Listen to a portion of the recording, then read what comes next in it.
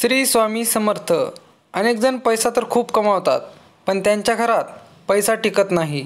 पैसा न टिकण्यामागे आपल्या हातून होणाऱ्या छोट्या छोट्या चुका असतात। त्या चुका कोणत्या आहेत, चला पाहूया।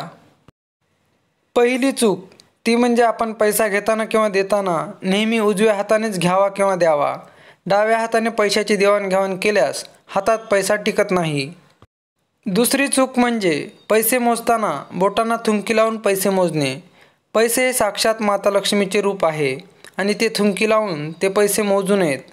तसे केल्यास माता लक्ष्मीचा अपमान होतो व आपल्या हातात पैसा टिकत नाही। तिसरी चूक म्हणजे रविवारी नखे कापणे।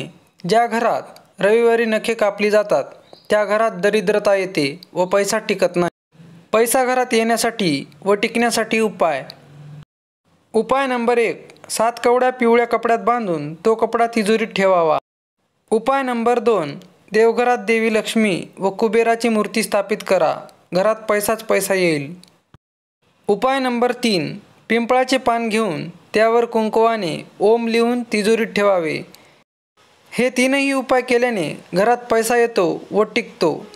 तर मित्रांनो, हे तीनही उपाय तुम्ही नक्की करा आणि चॅनलला सबस्क्राईब करायला विसरू नका।